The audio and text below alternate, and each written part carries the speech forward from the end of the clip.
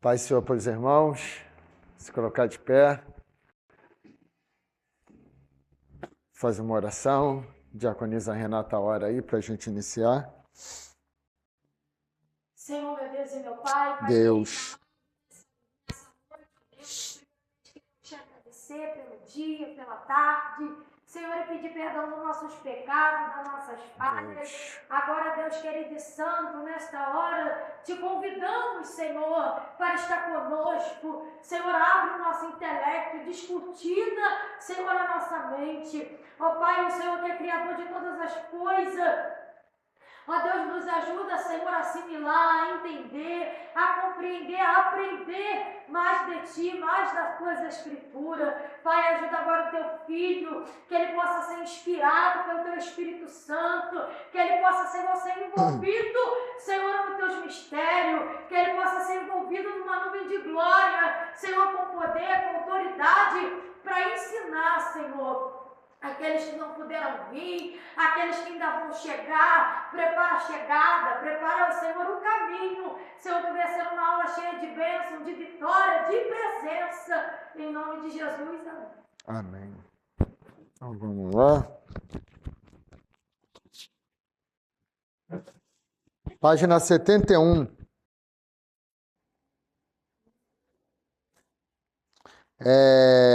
Vamos estudar hoje o livro do Gênesis. A aula anterior nós falamos sobre o Pentateuco, que é exatamente o que nós vamos estar estudando, os 5 livros que nós aprendemos que foram escritos por Moisés. Diz assim: o livro de Gênesis toma seu nome da versão grega do Antigo Testamento, a Septuaginta, que o chamou. Aí vocês marquem. Gênesis, termo que significa começo. Aí na terceira linha, aí, no finalzinho da terceira linha, que o chamou, aí Gênesis, termo que significa começo.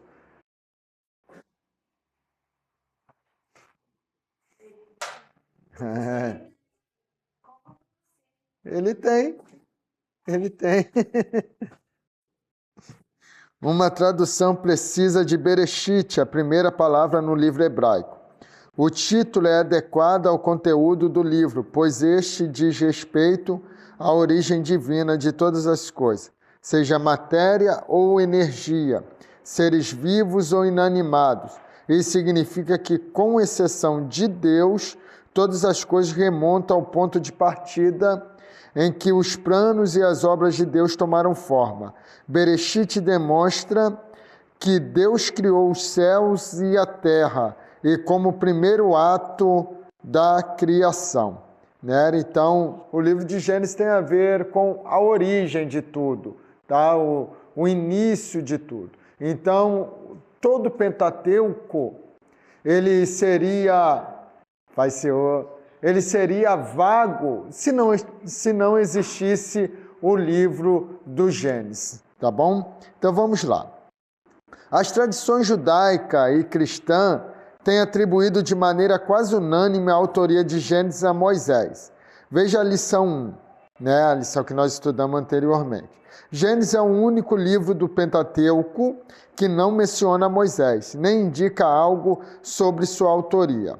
A omissão pode ter ocorrido porque os últimos eventos do livro precedem Moisés em vários séculos. Também os livros bíblicos raramente indicam seus autores, né? Então, Gênesis não vai mencionar Moisés, porque Gênesis narra uma história que antecede Moisés por muitos séculos, né? Então, a gente vai ver a conclusão de Gênesis com aquela história da família de José, de Jacó, indo para o Egito, onde estava José governando e tudo mais. E depois disso, se passa 400 anos, aproximadamente. 430 anos vai se passar desde que o povo Jacó vai com seus filhos para o Egito. Né? Então, 4 séculos após, né, de concluir o Gênesis, que vai surgir aí Moisés no cenário, tá bom? Quando Jacó ele vai para o Egito, só depois de 400 anos que Moisés surge no cenário.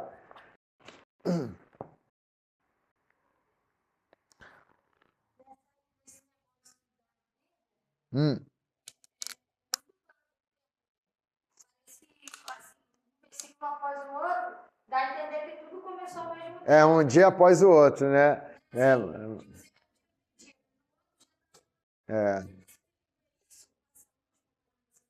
Não, depende dos contextos, depende das histórias, tá? Depende muito. Mas tem algumas que sim. Aí vamos lá. Contudo, o restante do Pentateuco é baseado em Gênesis, sem o qual as constantes alusões, né, ou menções aos patriarcas e outras pessoas e eventos não fariam sentido, né? Então esse livro é primordial não só para o Pentateuco, mas para toda a história de Israel e para toda a Bíblia, tá? Então a síntese, né? O que é uma síntese? É uma forma de reduzir o texto a apresentar suas ideias principais. Quer ver? A Bíblia mesmo traz uma ideia de síntese. Se você abrir a Bíblia aí, quem está com a Bíblia, em Gênesis 46, do verso 8 até o verso 27, vai mostrar aí uma genealogia, né? Ó, Gênesis 46, não vou ler tudo não, é só para vocês terem uma base. Do verso 8, ó, começa assim: são estes os nomes dos filhos de Israel, Jacó e seus filhos que vieram para o Egito, Ruben, o primogênito de Jacó, os filhos de Ruben, Enoque, Palu, Esrom, Carmim, os filhos de Simeão, aí vai assim, né? Então vai detalhar aqui. Aí em Êxodo, capítulo 1, verso 1 até o verso 7, olha só, o que está aqui, do verso 8 até o 27, 19 versículos. A mesma coisa vai estar em Êxodo, capítulo 1, do verso 1 até o verso 7, em 7 versículos apenas. Por quê? Ele vai colocar assim: são estes os nomes dos filhos de Israel que entraram com Jacó no Egito. Cada um entrou com sua família. Aí já resume, né? Cada um entrou com sua família. Aí Ruben, Simeão, Levi, Judá, Issacar, Zebulon e Benjamim, Dan, Naphtali. Oi? Êxodo capítulo 1, verso 1. Gade e Azer, todas as pessoas, pois que descenderam de Jacó, foram 70. José, porém, estava no Egito, faleceu José. Então, resumindo, né? Então isso é uma síntese. Vamos supor, o que estava ali em 19 versículos, agora ele coloca em 7 versículos apenas, tá? Então isso se chama síntese. Serve como uma ponte entre os patriarcas e a libertação no Êxodo e destaca a continuidade da história do Pentateuco, tá? Então vamos lá. Por que ler esse livro? Se você é como a maioria das pessoas e talvez já tenha se preocupado com as profundas questões da vida, como, por que estamos aqui, qual o significado da vida, né? Gênesis leva-nos ao início das eras para encontrar as respostas. Esse livro fala sobre começos, as primeiras plantas, os primeiros animais, o primeiro homem e a primeira mulher, o primeiro pecado, o primeiro anúncio da salvação de Deus. Mostra também a maneira de Deus tratar com Noé, com Abraão e com muitos outros, demonstrando o desejo de ter comunhão com o seu povo, né? Então, por que ler o livro de Gênesis? Porque ele fala da origem, né? Do início de tudo, né? E todo mundo gosta de saber como começou, como iniciou, né? É uma questão do ser humano saber o antecedente, né? Tanto das pessoas e como da história, tá bom? E é claro, irmãos, que a Bíblia ela vai deixar um monte de ponto de interrogação na nossa mente, né? Tem coisas aqui que vai estar sempre oculta, né? A Bíblia fala de um grande homem aqui, que foi Enoque. E o que a Bíblia vai falar só dele? Enoque viveu 65 anos, gerou filhos e filhas, e depois gerou filhos e filhas, 300 anos Enoque anda com Deus e Deus toma para si. Pronto. Ninguém, só isso, né? Então, tem coisas que vai criar um ponto de interrogação. Como que foi esse andar com Deus? O que ele fez para agradar tanto a Deus? Porque a gente vai ver Elias. Elias também agradou a Deus, foi tomado para si. Mas a gente vai ver histórias de Elias, né? A gente...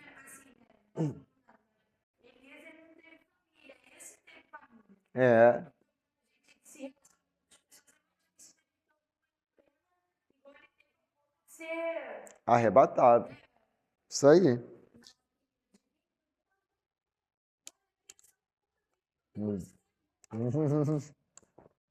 Então vamos lá. Página 73. Como foi escrito? Aí vocês vão marcar também. As 3 principais seções de Gênesis são caracterizadas por tipos literários distintos. Marque até aí, o que eu vou ler agora nessas 2 linhas não precisa marcar. Os eventos primevos são dispostos em uma forma de narrativa poética para ajudar a transmissão oral. Aí volte a marcar uma mesma resposta, tá? As narrativas sobre os 3 primeiros patriarcas, né, que está em Gênesis 12, 36, aí Gênesis 38, não, Gênesis 12, né, o 36 e depois o 38. Não, é que é capítulo inteiro isso aí. São relatos acerca de ancestrais mantidos em registros familiares. Gênesis 12 vai falar de Abraão, 36 já vai falar de Jacó, né? E o 38 vai falar de Judá. Né? Aquele episódio que Judá vai... Tamar, sua própria nora. Era a nora... Não dá o filho, não dá.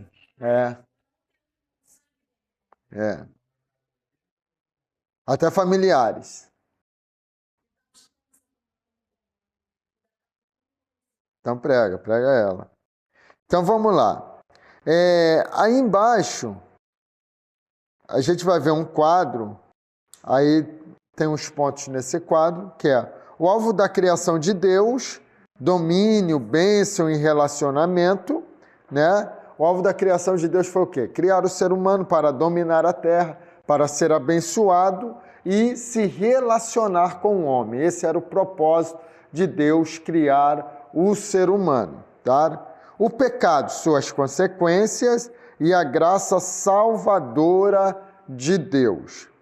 Abraão, a obediência da fé. Isaac, elo da promessa de Deus a Abraão, né? Então, a luta de Jacó pelas promessas e a libertação mediante José. Ok? Vamos aí, página 74.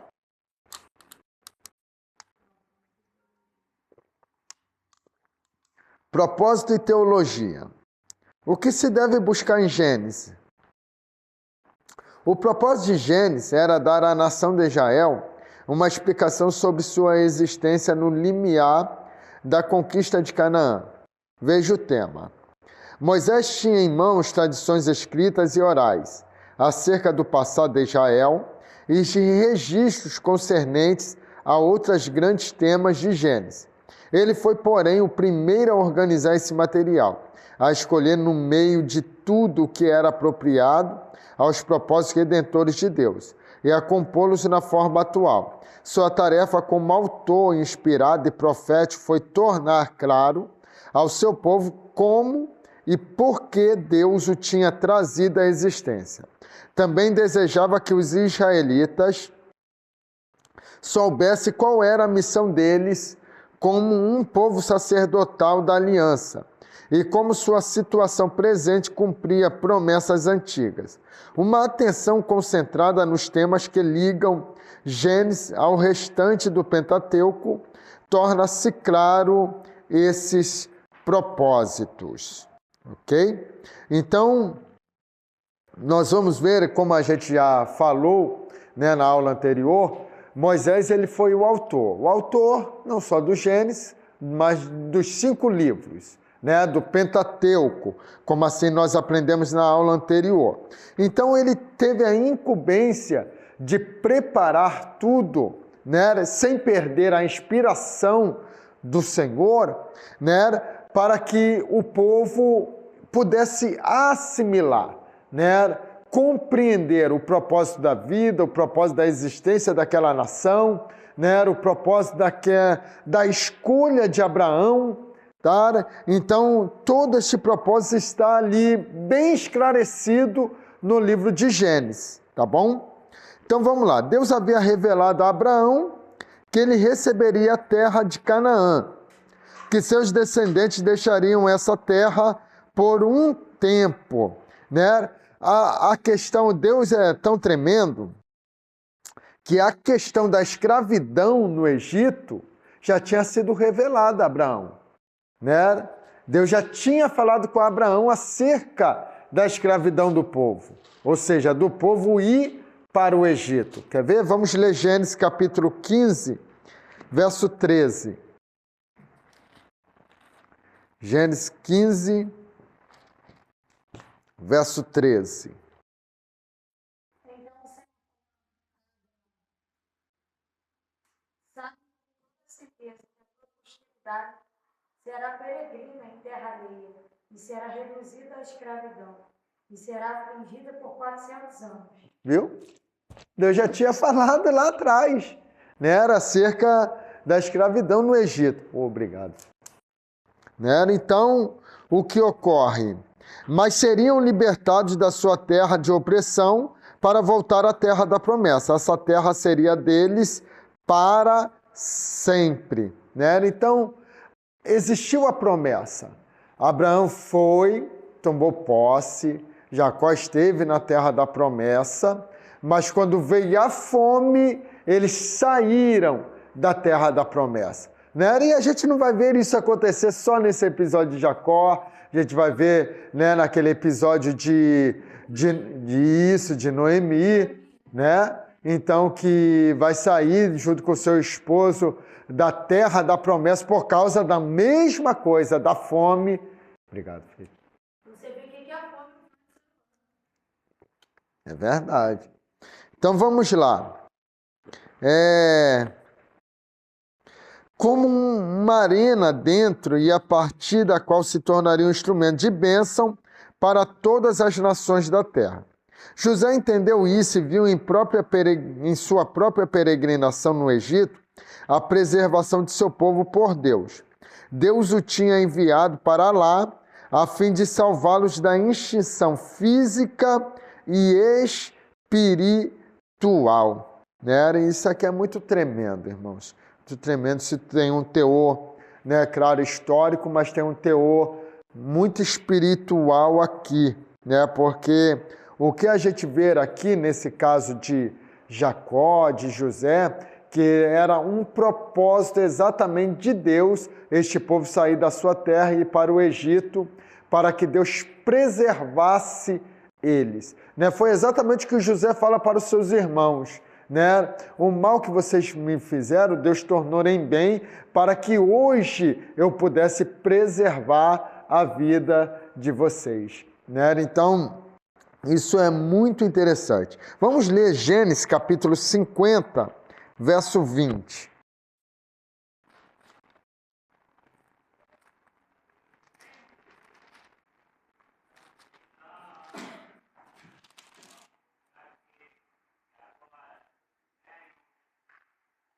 Beleza. 50, verso 20.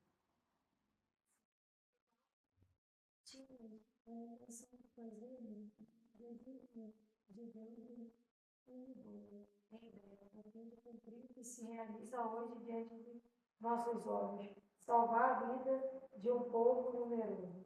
Amém? Então, leia o 24 também agora.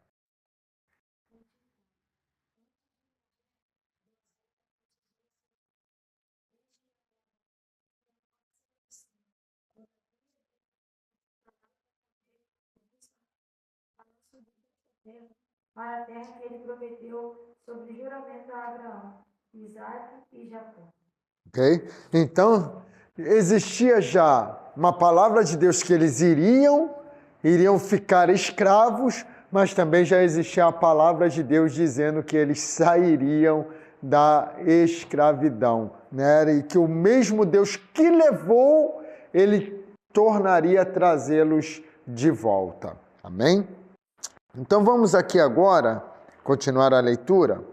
O elo com o Êxodo é evidente no chamado de Moisés para liderar seu povo do Egito à terra prometida. O privilégio deles como nação da aliança, um reino de sacerdotes e nação santa, recorda a promessa de Deus de que iria abençoar as nações por intermédio de Abraão.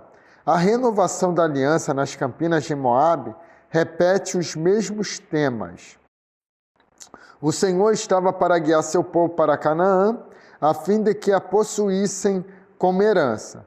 Ali eles o serviriam como agentes da redenção, um catalisador ao redor dos quais as nações seriam reconciliadas com Deus. A mensagem teológica de Gênesis, porém, vai além dos interesses limitados de Israel. Gênesis, de fato, dá a razão de ser de Israel, mas faz mais do que isso. Explica a condição humana que clama por um povo da aliança, isto é, revela os grandes propósitos criativos e redentores de Deus que tem o seu foco em Israel como agência de recriação e salvação. Os propósitos originais e eternos de Deus são esboçados em Gênesis 1, 26 ao 28. Deus criou o homem e a mulher como sua imagem para abençoá-los de tal modo que eles exercessem em nome dele o domínio sobre toda a criação. Aí vocês vão marcar agora. Os temas-chave da teologia bíblica e de Gênesis são, portanto, a bênção de Deus e o domínio humano debaixo do reinado de Deus. Amém? Então vamos lá. A queda da humanidade no pecado subverteu o alvo divino de bênção e domínio. Precisava ser desenvolvido um processo de redenção desse estado de queda e de restabelecimento do mandato divino original da aliança. Isso se concretizou em forma de escolha de Abraão, por cuja descendência Israel e, por fim, o Messias poderia cumprir os propósitos divinos da criação. Né? Então, existe um propósito, tudo que Deus faz, ele faz com propósito. Né? Então, ele cria o homem com um propósito de dominar a terra, de se relacionar com o homem. Né? Só que este domínio o homem perde quando ele peca, quando ele falha. Né? Então, aquele domínio que ele tinha sobre a terra, né, vai sair um pouquinho do seu controle por causa do pecado, porque agora vem as consequências, que são as maldições de Deus lançadas sobre a terra por causa do pecado do homem. Tá? Mas é claro que Deus, o mesmo Deus que lança a sentença, ele traz o escape, ele traz a oportunidade de reconciliação, né? Deus é aquele que sempre dá a oportunidade de nós nos reconciliarmos, né? Então isso ele já trouxe desde quando o homem ele peca, tá bom? Então vamos lá agora na página 76.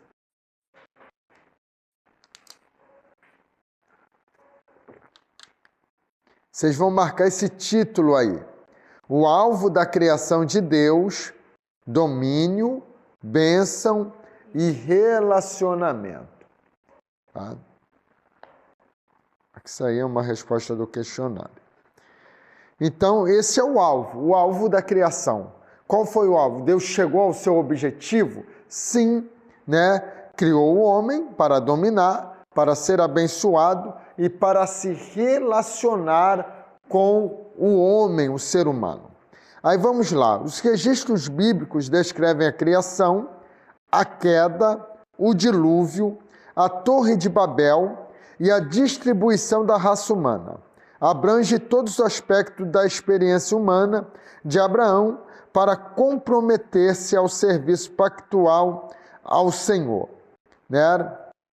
Então, daí por diante, toda a bênção direcionada ao homem veio através de pactos ou de alianças. Né? Então, toda a bênção está relacionada hoje a nós, está diante de um pacto, diante de uma aliança. Se eu quebro esta aliança, é igual um contrato. Se eu quebro um contrato, eu perco os meus direitos. Né? Então, quando eu quebro uma aliança com Deus, eu estou abrindo mão de todas as bênçãos, promessas que Deus determinou sobre a minha vida, tá bom? Então hoje, Deus ele ainda abençoa, mas todas as bênçãos são pactuais para conosco. Não foi só com a nação de Israel, hoje é conosco também, né? Então tudo é de acordo com o nosso pacto, com a nossa aliança. Por isso que nós participamos da ceia. O que é a ceia? A ceia é uma recordação, uma lembrança do sacrifício de Jesus Cristo. Porque através daquele sangue, ele trouxe o quê? Um novo pacto, uma nova aliança. Amém? Não é isso que é mencionado na hora da ceia? Né? Exatamente isso. Vamos lá. Página 77. O pecado, suas consequências e a graça salvadora de Deus. O privilégio do domínio também acarretava responsabilidade e limitação. O fato de ser colocado no jardim para o cultivar e o guardar representa a responsabilidade humana, né? A gente ouve muito aquelas piadinhas, né? Tô aqui trabalhando no sol pesado, culpa é de Adão, que pecou, né? A gente ouve muito. Né? Então, mas na verdade o trabalho não veio por causa do pecado. O homem foi criado, mesmo antes de pecar, já foi criado para trabalhar. Né? O homem foi criado para trabalhar e não era pouco o trabalho. No entanto, um dos propósitos de Deus criar a mulher não era só a questão do relacionamento. Quando Deus falou e vi que o homem estava só, era tipo assim, muita coisa só para o homem resolver, né? Para ele resolver sozinho. Então, por isso que Deus está dizendo, estou criando uma auxiliadora. Uma disjuntora, né? Nada. Aí vou criar uma auxiliadora, alguém para lhe auxiliar, né? Oi? Gastar o dinheiro. Trabalhar e receber. Administrar, né? Gastar. Tá certo. Pega Provérbios 31 para ela, varão. Senão ela não vai gastar direito, não. Então, vamos lá. Então, o homem teve suas responsabilidades antes do pecado, tá? Que era cultivar, cuidar do jardim. Só que este trabalho não era pesado como hoje. Se você for... Hoje nem tanto, né? Para quem tem dinheiro, né?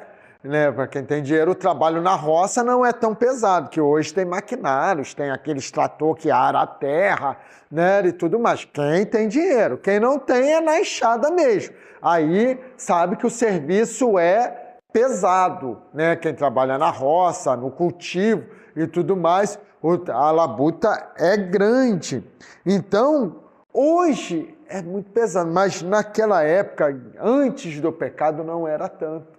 Por quê? A própria Bíblia fala que subia um vapor da terra. Adão não regava as plantas. Aquele vapor regava todas as plantas do jardim, todas as árvores ali do jardim. Mas depois do pecado, se tornou dificultoso. Aí veio os abrolhos, veio os espinhos, né, as trepadeiras e tudo mais para dificultar. Para dificultar agora o cultivo, né, o tratar da terra. Cara? Então vamos lá.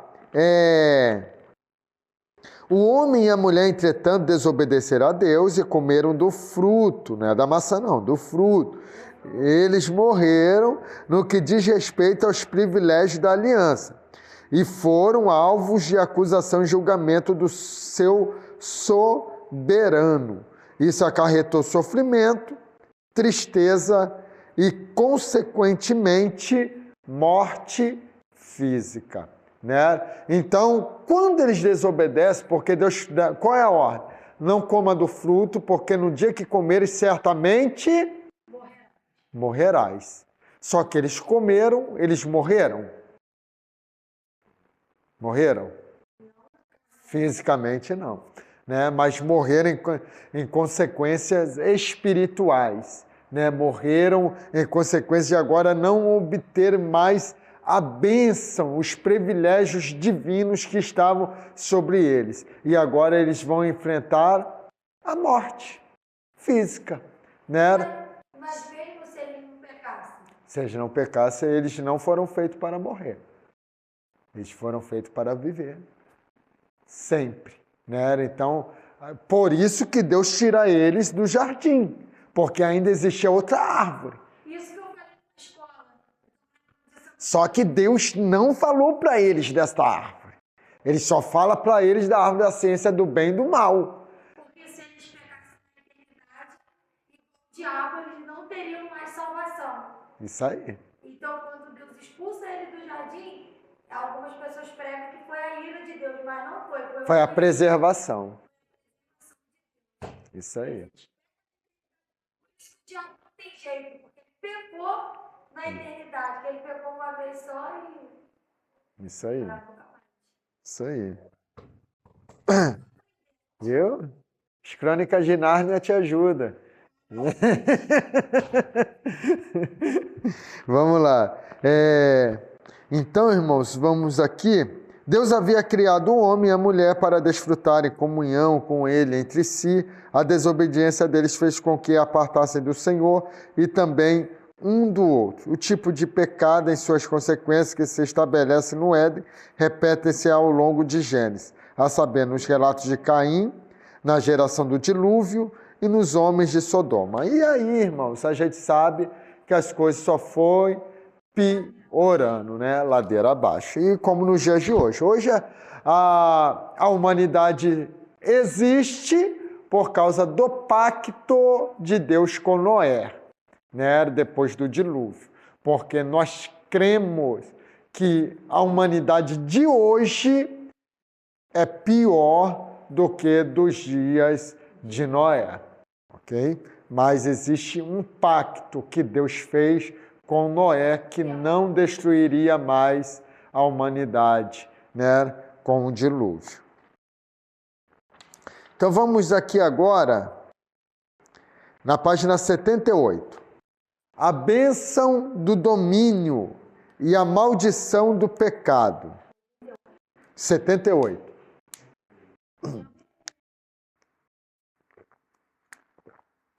A genealogia de Caim ilustra a tensão entre a bênção de Deus e o pecado que se propaga. Mediante as realizações dos descendentes de Caim, a humanidade começou a experimentar a bênção do domínio sobre a criação. O avanço nas artes e na tecnologia era, porém, acompanhado pelo avanço no pecado, como se pode ver no Cântico de Lameque, orgulhando-se de um assassinato, né? Enquanto isso, o mandato redentor de Deus revelado na criação continuava por intermédio de outro filho de Adão e Eva, Sete. Sua genealogia, Gênesis 5, 1, verso 1 ao 32, levou diretamente a... Aí vocês vão marcar. Noé, a quem foi reafirmada a promessa original da criação. Então, quando a gente vai ver que Adão e Eva vão ter outro filho chamado Sete, e a Bíblia vai mencionar que quando Sete nasce, cresce e voltou novamente a invocar o nome do Senhor. Então, Deus dará a eles alguém, né, com coração devoto a Deus, como Abel, que Caim tinha matado. Tá? Então, de Sete vai vir Noé, né, vai vir também Enoque, né, que nós falamos que andou com Deus e Deus tomou para si. Tá? Então, vamos lá. A libertação pela graça de Deus e a obediência de Noé. Deixa eu só ver aqui um negócio.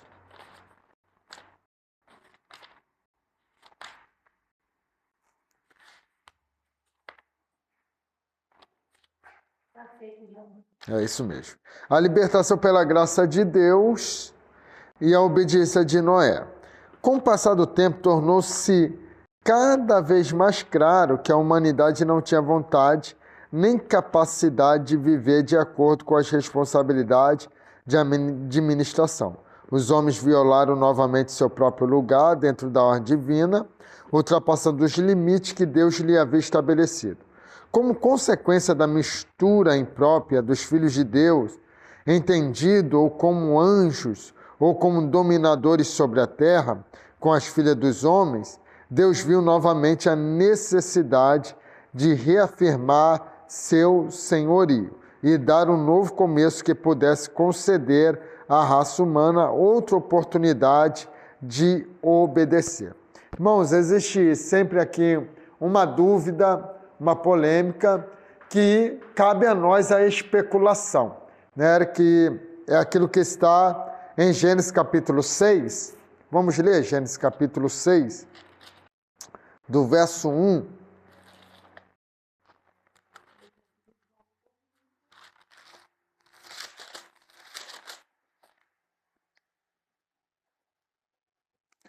Até o verso 4, que diz assim: como se foram multiplicando os homens na terra, e lhes nasceram filhas, vendo os filhos de Deus que as filhas dos homens eram formosas, tomaram para si mulheres, as quais entre todas mais lhe agradaram. Então disse o Senhor: o meu espírito não agirá para sempre no homem, pois este é carnal, e os seus dias serão 120 anos. Ora, naquele tempo havia gigantes na terra, e também depois, quando os filhos de Deus possuíram os filhos dos homens, as quais lhe deram filhos, eles foram valentes, varões de renome na antiguidade. Então, existe uma especulação neste texto aqui, que algumas pessoas dizem que os filhos de Deus aqui são anjos. Só que, quando a gente vai estudar sobre anjos, a gente vai ver que anjos são seres espirituais que não têm sexo, ou seja, masculino ou feminino, né? Então, não tem sexo.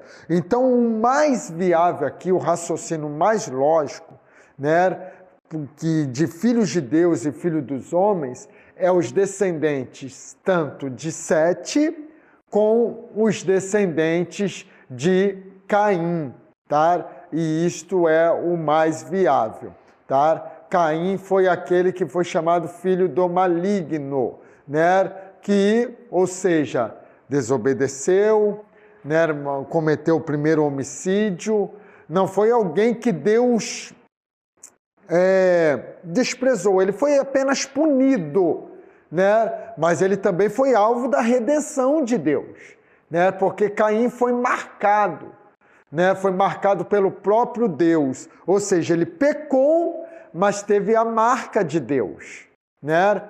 E o próprio Deus diz: qualquer que matar Caim será vingado 7 vezes. Ou seja, Deus colocou uma marca de proteção em Caim, né? Então isso é o quê? É o amor, a misericórdia do nosso Deus para com todos, amém? Independente do nível de pecado que cometam, Deus sempre tem um prazer de preservar, de cuidar e de dar oportunidade de reconciliação para a humanidade. É claro que nada anula as consequências do erro, do pecado, daquilo que praticamos, né? Então, todo pecado, irmãos, a gente já vê isso em Gênesis, ele é perdoado. Se eu pecar aqui agora e me arrepender, eu sou perdoado. Dependendo da gravidade deste pecado, eu também sou perdoado, mas só que eu não vou estar livre das consequências do meu pecado. E isso Deus não tira na vida de ninguém. O ladrão na cruz pediu para o Senhor: lembra-te de mim quando entrares no teu reino. Jesus salvou ele, não salvou? Mas ele desceu da cruz, Jesus tirou ele da cruz? Não. Porque ele teve que morrer na cruz? Consequência do seu pecado, né? Então é a mesma coisa, eu cometo um homicídio, Deus nos livre, né? Um homicídio aqui agora, e me arrependo, vou estar perdoado se eu me arrepender. Mas é isso aí, não vou estar livre da consequência que é a prisão, né? Então a consequência ninguém vai estar livre, ok? Oi? Oi? É. Lei da semeadura, né? É bíblico. Não está escrito assim, mas está escrito de outra forma. Então vamos lá. Estamos aqui, né? Terceiro parágrafo, último parágrafo aí da página 78. A consequência do pecado, achou aí? Achou, Renato? Achou? Então vamos lá. A consequência do pecado foi o grande dilúvio. Uma catástrofe tão grande que toda a vida e as instituições pereceram da face da terra. A graça de Deus continuava agindo, preservando o remanescente na arca. E em resposta ao culto de seu povo, Deus prometeu nunca mais destruir a terra, enquanto a história seguisse seu curso. A promessa de Deus para Noé reafirmava as promessas de bênção e domínio dadas na criação. Embora haja diferenças de detalhes em comparação com a declaração original de Gênesis 1, 26 ao 28, o mandato central é idêntico. Aí vocês vão marcar. A nova humanidade que brotaria de Noé e seus filhos foi chamada para exercer domínio sobre toda a terra. Como a imagem de Deus, o sinal de permanência dessa disposição era o arco-íris, né? Gênesis 9, verso 12. Vamos ler essa referência aqui.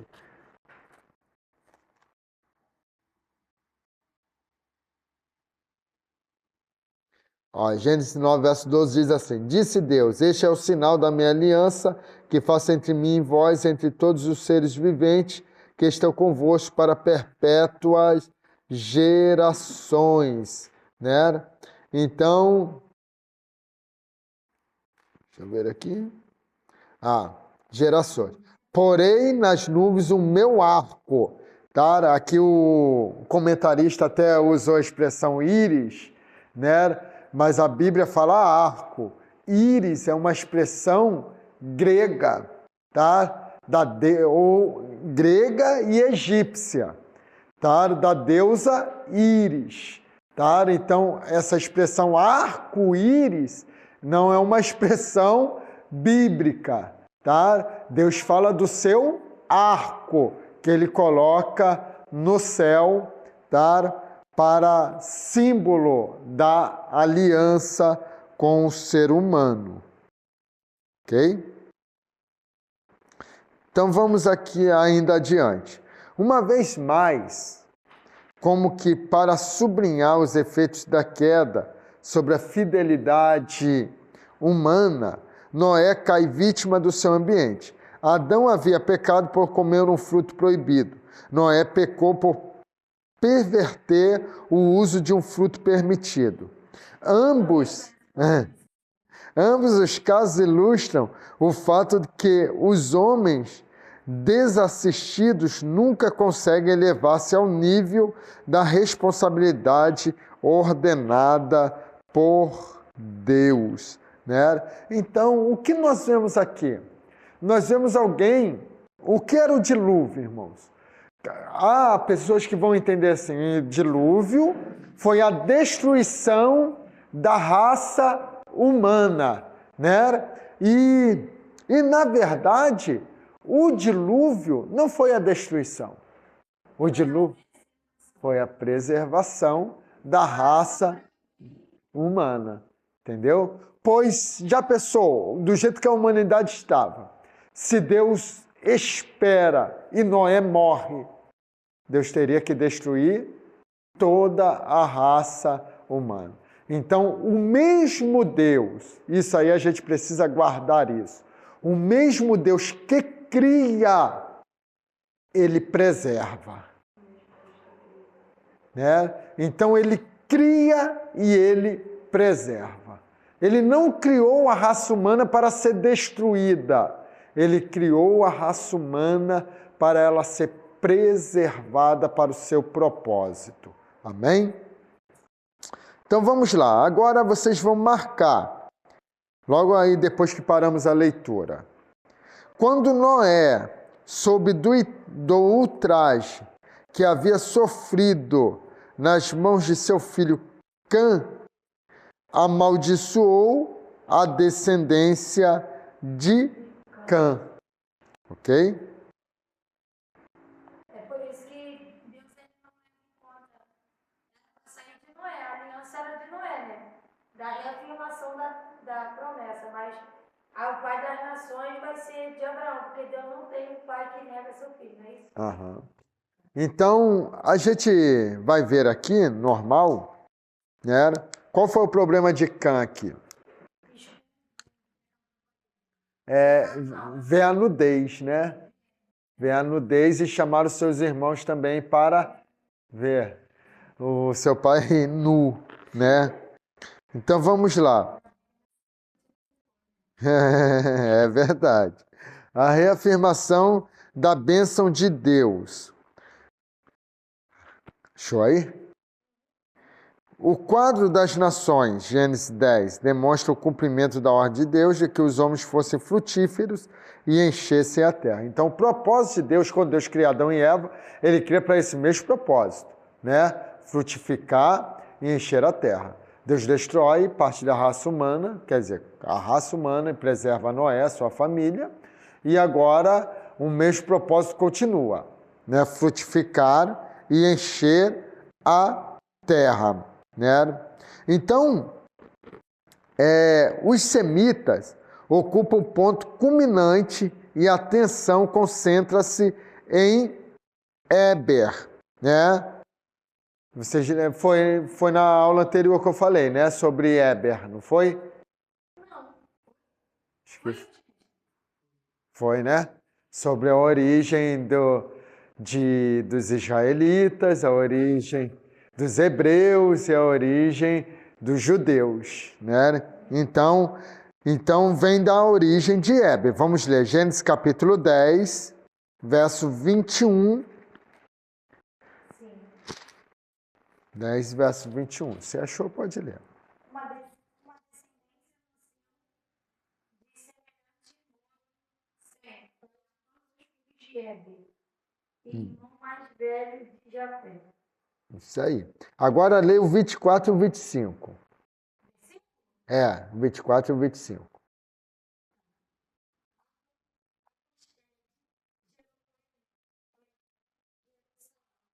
Gerou deu origem a 2 filhos. Um deles se chamou Peleg, porquanto em sua época a terra foi dividida. E seu irmão recebeu o nome de Joquitã. Ok? Aí, se você for olhando, né, Joquitã gerou Almodá, Seled, Azar, Gerá, Adorão, Uzal. Aí vai vindo até, deixa eu ver aqui, e habitaram desde Messe, né, Cefá, Montanhas do Oriente, são antes dos filhos de Sem. Os filhos de Sem. Isso aí, Seus clãs e suas terras, culturas e nações. ok? Então, daí veio a origem dos hebreus, né, dos hebreus, tá?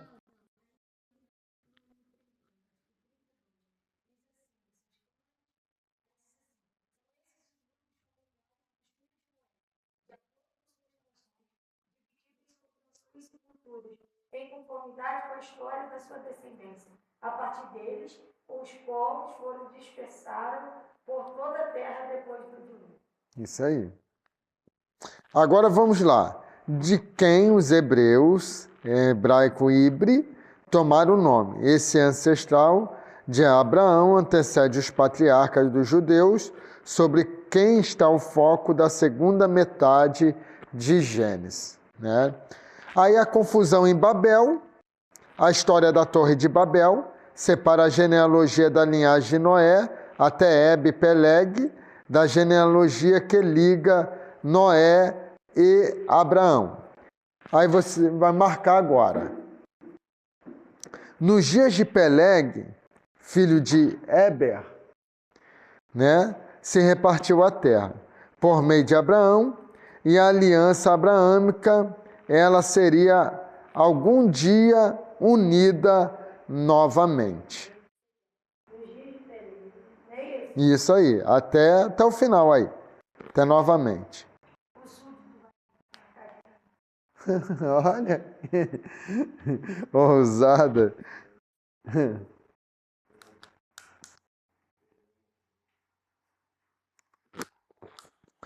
Ok, aí marca aí, a gente vai para o questionário agora. Sim. Questão de número 1 é da prova. Quanto ao livro de Gênesis, assinale a alternativa que não condiz com a verdade evangelista Joelso. B. Gênesis é um termo que significa revelação, né? Então, é errado, porque significa o quê?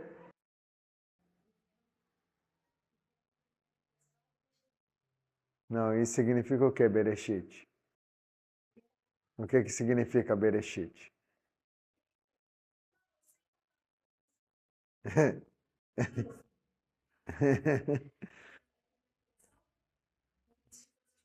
É o começo, a origem, o início. Então vamos lá. 2. Sabe-se que as 3 principais seções de Gênesis são caracterizadas por tipos literários distintos. Portanto, os relatos acerca de ancestrais mantidos em registros familiares são. Responde aí, diaconisa Renata.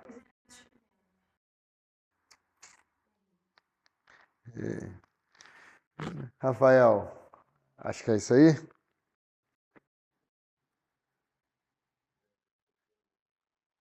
Para confiar em fez, deixa É, qual é evangelista Joelson?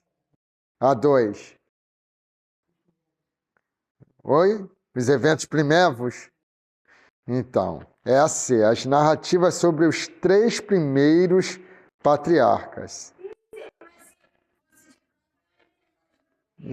Sabe que as 3 principais seções de Gênesis são caracterizadas por tipos de literários distintos. Portanto, os relatos acerca de ancestrais mantidos em registros familiares são as narrativas sobre os 3 primeiros patriarcas.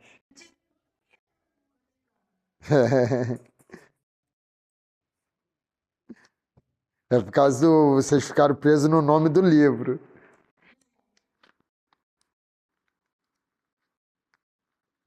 A resposta está lá na página 73.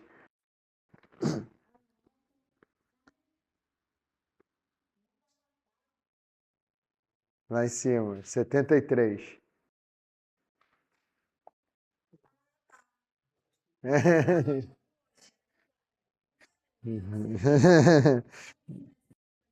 Vamos lá, 3. Homem a quem foi reafirmada a promessa original da criação. Vai lá, diaconisa Renata, agora. Noé? Então, tá certo, isso aí. Vamos lá. 4. A nova humanidade que brotaria de Noé e seus filhos foi chamada para exercer domínio sobre toda a terra, como a imagem de Deus. O sinal de permanência dessa disposição era, diácono Rafael, o arco-íris, correto. 5. 5. Da prova agora. Noé amaldiçoou um de seus filhos, consequentemente sua descendência, cujo nome é Evangelista Joel. Correto. Dedidado, tá, irmãos? 6. Os temas-chave da teologia bíblica e de Gênesis são, portanto, a bênção de Deus e o domínio humano debaixo do reinado de Deus. Certo ou errado, diaconisa Renata? Certo. 7. O alvo da criação de Deus é domínio, bênção e relacionamento. Certo ou errado, diácono Rafael? Certo. 8 é da prova. Nos dias de Peleg, filho de Hebe, uniu-se a terra. Por meio de Abraão e a aliança abraâmica, ela seria algum dia repartida novamente. Certo ou errado, evangelista Joel? Errado. Por que está errado? Isso aí. Isso aí, correto. Então vamos aí, irmãos, para a segunda parte. Já que a Renata não trouxe café para a gente. Não, próximo a gente vai arrumar um lanche na próxima, que a próxima...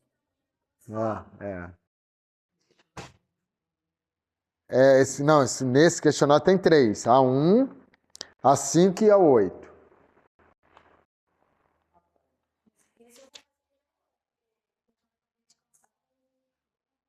Então vamos lá. Abraão, a obediência da fé. Também, se a sogra não veio, podia ter pegado aqui. Ó. Tu vai fazer café? Isso é a parte dele.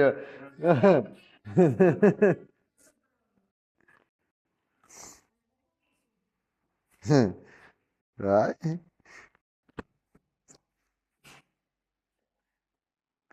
Vamos lá. Página 85. Abraão, a obediência da fé. A história dos patriarcas centraliza-se e baseia-se na aliança, a qual Deus fez com Abraão em sua chamada.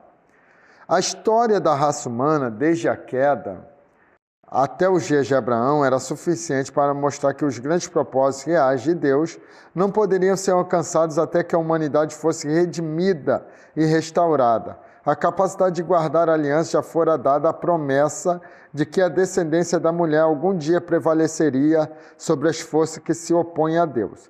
Agora essa promessa da descendência estava para se cumprir em um homem e seus descendentes, cuja cabeça devia ser o Messias, que realizaria a salvação e o domínio. Né? Então, qual é o propósito de Deus chamar Abraão? Né? Abraão foi chamado para dar origem a uma promessa. E é engraçado que Deus, né, em tudo, Deus ele precisa ter o mérito, a glória, a honra, né? Porque Deus vai chamar pessoas improváveis, né? Deus vai chamar alguém que já tem uma idade, uma certa idade, né? Que a mulher já tinha passado o costume das mulheres, o momento fértil, né? Então, ao olhar da medicina, né, humano, já era impossível, ela já tinha um problema, né, que não poderia dar luz a filhos, né, e já tinha mais a consequência da idade avançada. E Deus chama exatamente Abraão, faz a promessa a ele, né, tira ele de uma terra para ir para uma terra que ele nem sabia onde que era, que terra era essa, né? Então Abraão, ele ouve a voz de Deus, obedece, e isso aí, irmãos, com confiança, certeza de que ouviu a voz de Deus. Amém? Vamos lá, promessa de Deus, descendentes, bênção e terra. Aí vai fazer uma marcação aí agora. Abraão foi chamado do paganismo sumério para a fé no Deus vivo.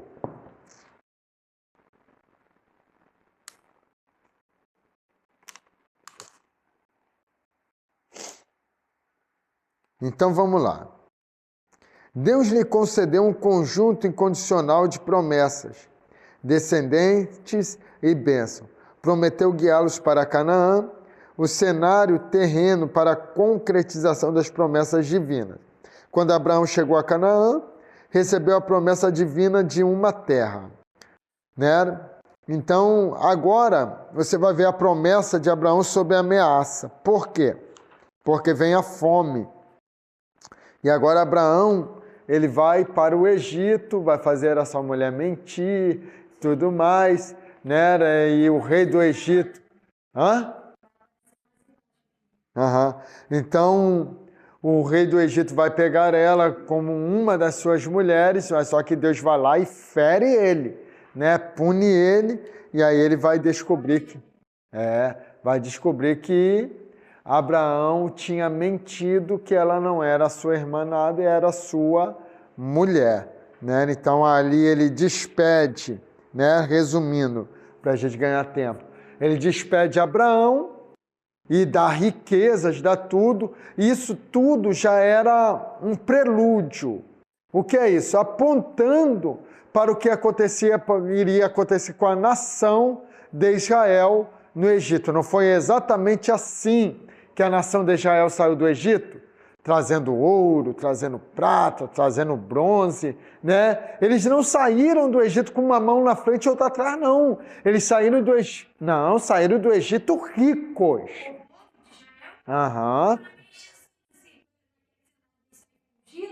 Não, saíram ricos. Saíram ricos.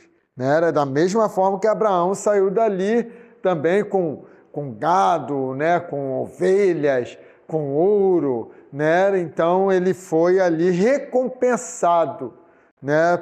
Por causa daquele, né? Aquele quase ultraje que veio ocorrer com Sara.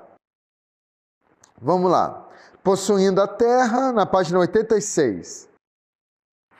Possuindo a terra, abençoando os vizinhos. Então, o domínio de Abraão sobre a sua herança não seria sem lutas. A invasão e a dominação das cidades da planície pelos reis do Oriente representavam resistência.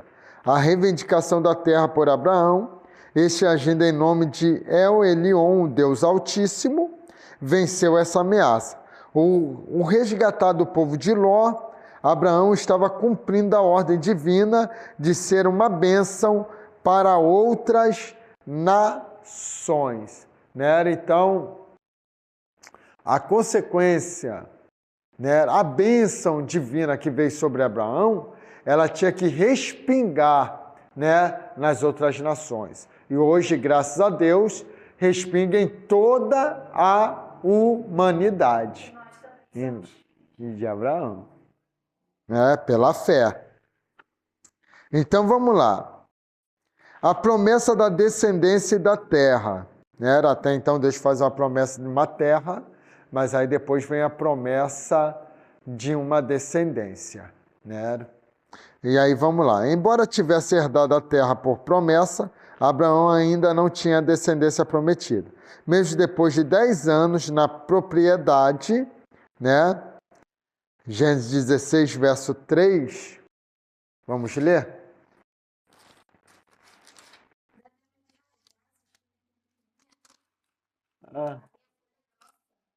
Da Bíblia de Valmir, né? 16, isso.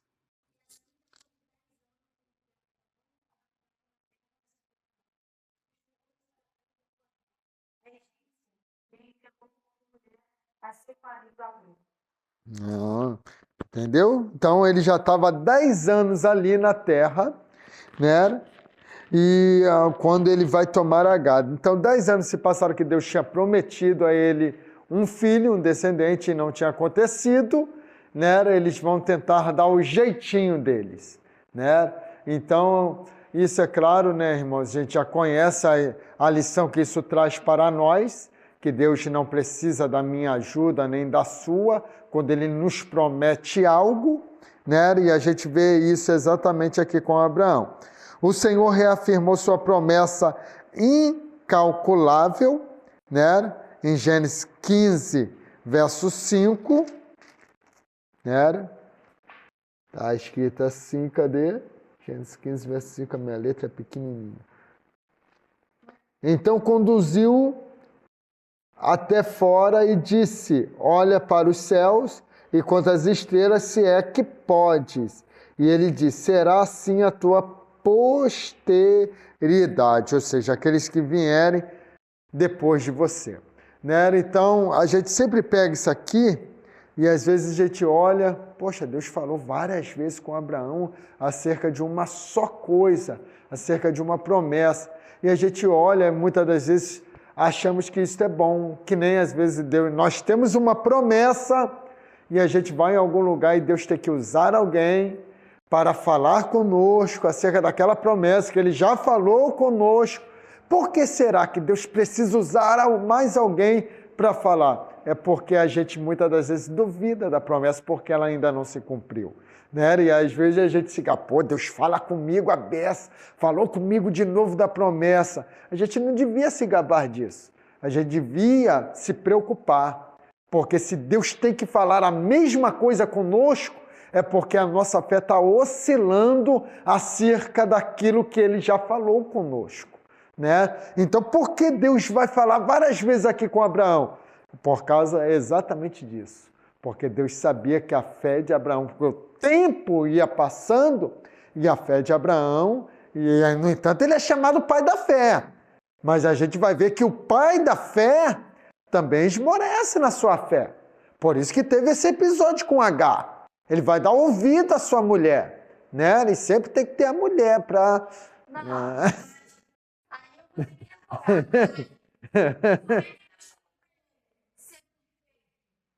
Andar na minha presença é perfeito. Porque ele sabia que tinha uma mulher que iria tirar ele da perfeição. Então. Porque no fundo ele também queria.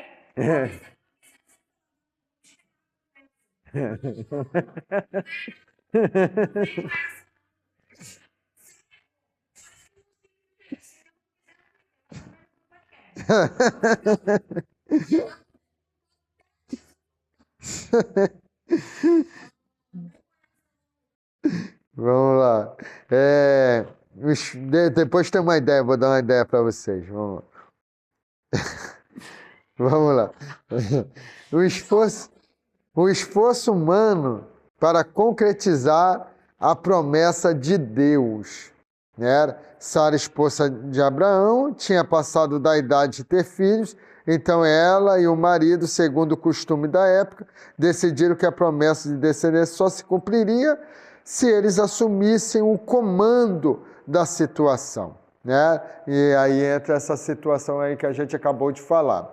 Né? Então, Sara ofereceu sua serva a Abraão para ser a mãe substituta. No devido tempo, nasceu um filho, Ismael. Né? Então, isso a gente precisa entender muito bem, que muitas das vezes Deus que nos faz a promessa, a gente precisa compreender que Deus não vai precisar dos nossos meios, né? Daquilo que a gente costuma, nós que somos brasileiros, dizer do jeitinho brasileiro, né? Deus não, irmãos. Deus fez a promessa, Ele vai fazer do jeito dele, na hora dele, da maneira dele e com quem Ele escolheu para que a promessa se cumprisse, né? E foi exatamente o que aconteceu na vida de Abraão, né? Então, o que aconteceu?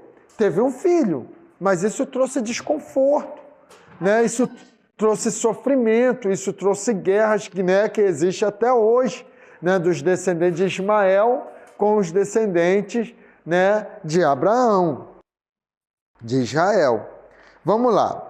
A reafirmação da promessa de herdeiro. Uma vez mais, o Senhor afirmou suas intenções expressas na aliança. Abraão seria o pai de nações, mas as nações nasceriam de Sara e não de Agar. Né? Sara e não de Agar.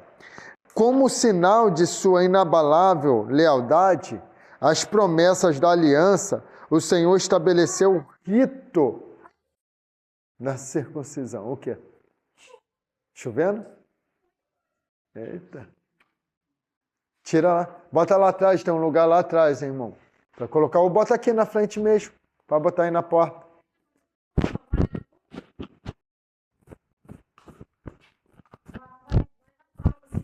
Dá um pouquinho.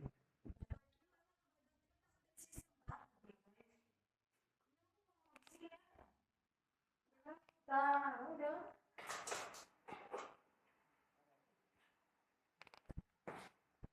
Obrigada.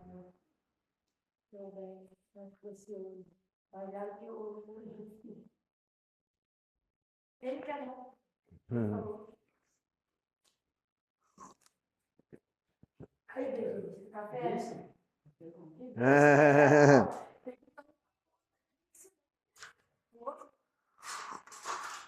Então vamos lá. Uma bênção sobre as nações vizinhas, né? Esse foi o propósito também das bênçãos do Senhor. Mas antes vamos ver aqui a reafirmação da promessa de herdeiro, né? Uma vez mais o Senhor afirmou suas intenções expressas na aliança. Abraão seria o pai de nações, mas as nações nasceriam de Sara e não de Agar, né? Vamos ler Gênesis 17, verso 16. Gênesis 17, verso 16.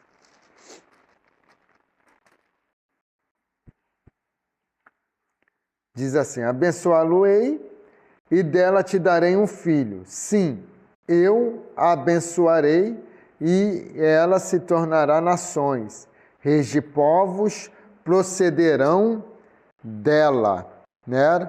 Então, de Sara, né? Então, esta promessa está vindo, né, para Sara, né? Então, o que viria dela se tornaria reis de nações e tudo mais. Aí, quando a gente lê o verso 15 também, diz assim: disse também Deus a Abraão: a Sarai, tua mulher, já não lhe chamarás Sarai, porém Sara, né? Que é mãe de nações, né? Aí, vamos agora aonde uma bênção sobre as nações vizinhas. Deus lembrou a Abraão que ele era um meio escolhido para abençoar as nações. Como ilustração do que isso significava, Javé revelou a Abraão que estava ainda Sodoma e Gomorra para destruir aquelas cidades cuja pecaminosidade havia se tornando irremediável. Abraão tinha consciência de que isso implicava a morte de seu próprio sobrinho Ló, que vivia em Sodoma. Portanto, exerceu seu ministério de mediação, pleiteando, né? O que é pleitear? Manifestar-se a favor de alguém, defender, requerer, junto a Deus, que poupasse os justos e assim as cidades em que viviam, embora nem mesmo 10 justos pudessem ser encontrados, e as cidades, por conseguinte, fossem submetidas a julgamento.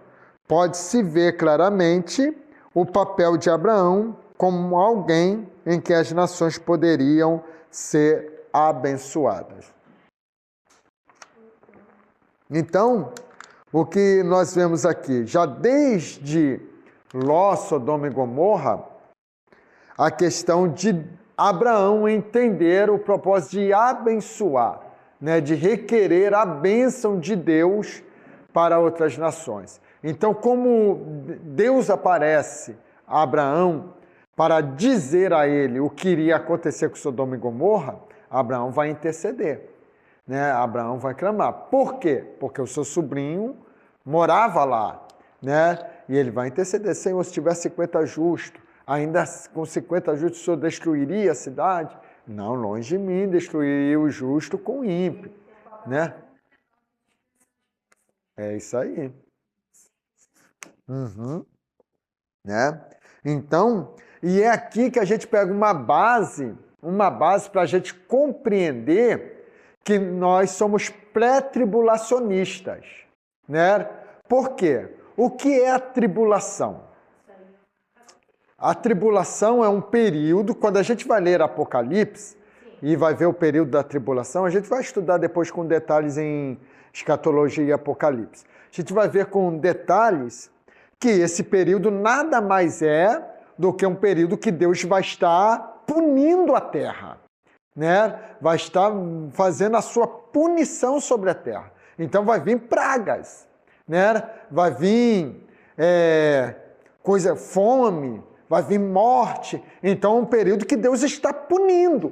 Punindo quem? O ímpio. Então, se vai acontecer na terra, todos que estão na terra sofrerão.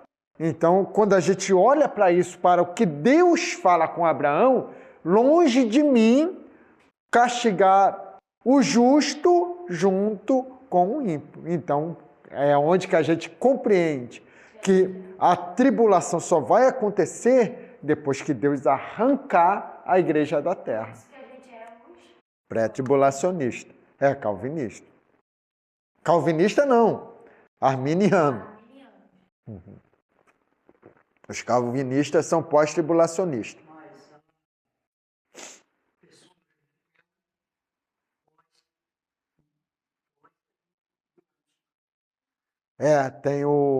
Tem os pré, os pós e o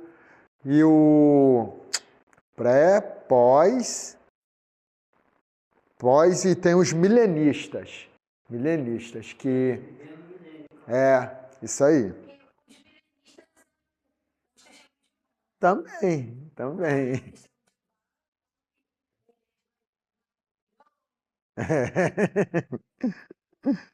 Então vamos lá.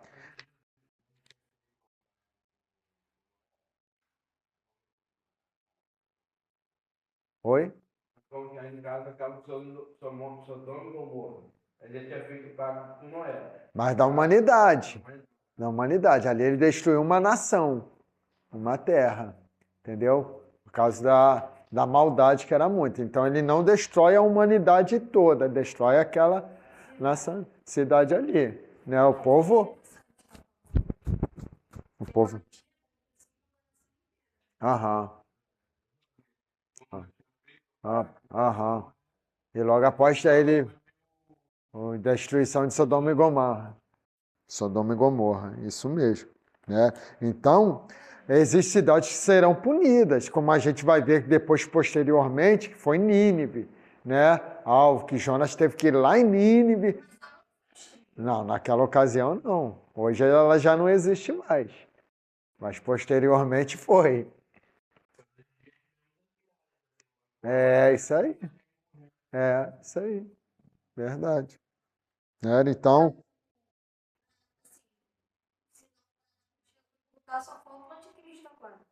Só falta a igreja ser arrebatada. O anticristo já está no mundo. Ele só não foi revelado ainda, porque a igreja está na terra. tudo está preso, né, por causa da igreja, né? Mas isso aí são detalhes, só dá para entrar mesmo a gente estudando a matéria, né? Porque é muito detalhe, aí entra as 70 semanas de Daniel, então tudo isso entra, né? Para a gente ter uma compreensão exata de que período nós estamos e o que está acontecendo, né? Claro que com cuidado, porque eu tive um professor auxiliar, que eu deixei ele lecionar a aula de escatologia, ele deu uma data para os irmãos de quando Jesus ia... de quando... de...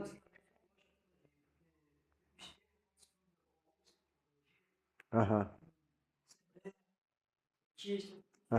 Aham. Aham. Aham. É isso aí. É isso aí. Verdade. Porque todos eles vão usar a Bíblia, né?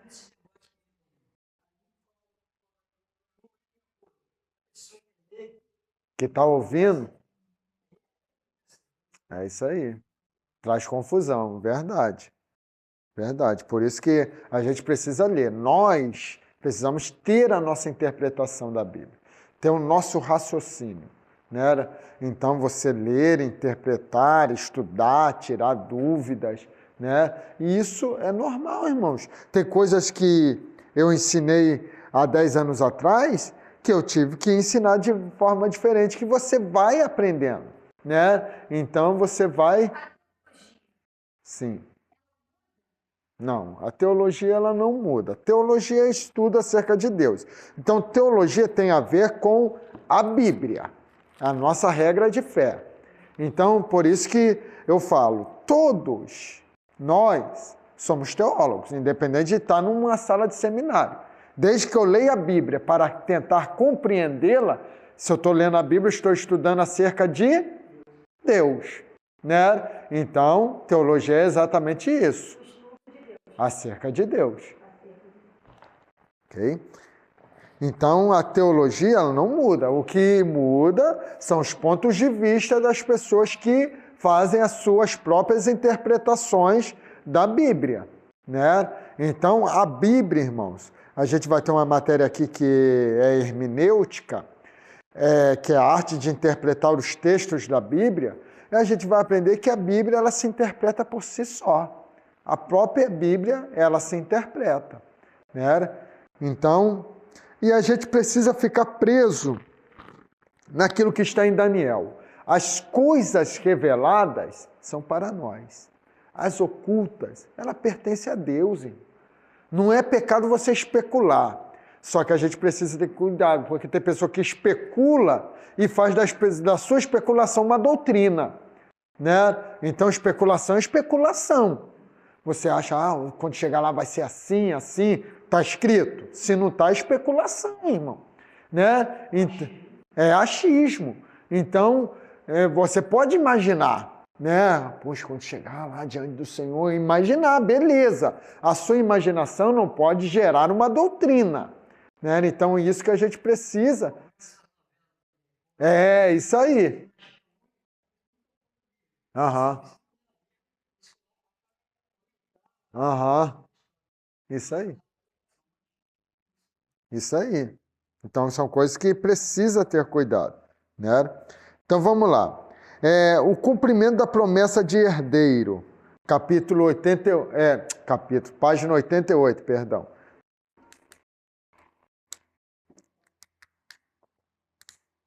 Finalmente, nasceu Isaque, o filho da aliança. Aí vocês vão marcar agora.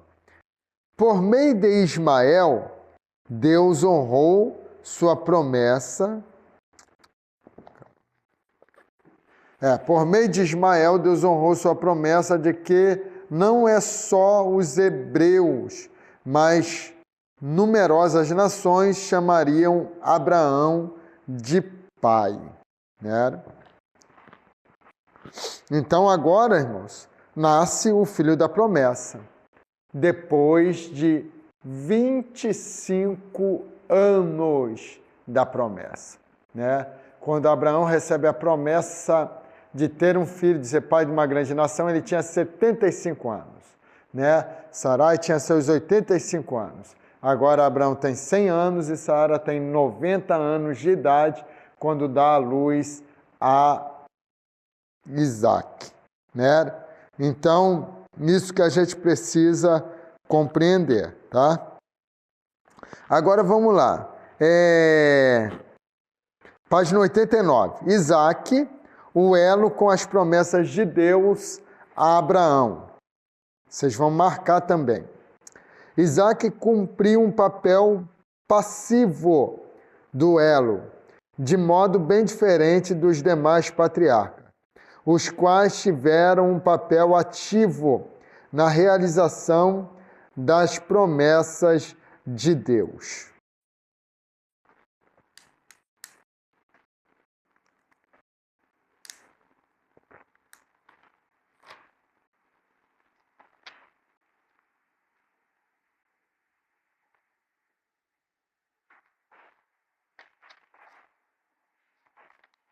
Ok?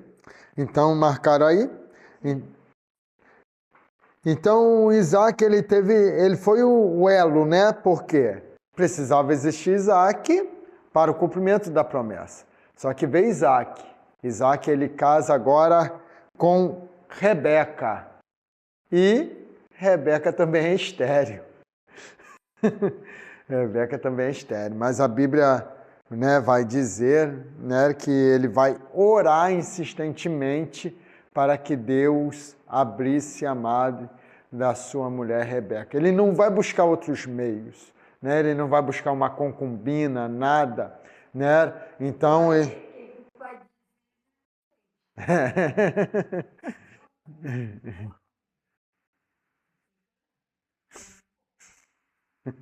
Aí ele orou e então agora vem os descendentes de Rebeca, que é Esaú e Jacó, né, que vai agora dando origem a esta promessa. Tá? Então nós vamos ver aí a luta de Jacó pelas promessas, né? O começo da luta já é desde o nascimento, tá? Quando eles nascem. Então a gente sabe que eles eram gêmeos, Esaú e Jacó. Então quem nasce primeiro é Esaú, né? Ele sai primeiro do ventre e Jacó vem agarrado ao seu calcanhar, né? E a mãe já reclamava que sentia, né, uma luta no seu ventre, né? E Deus teve que falar com ela que eram 2 nações que estavam no ventre dela, né? Mas que o maior serviria o menor, né? Então, a promessa desde o ventre já estava para Jacó.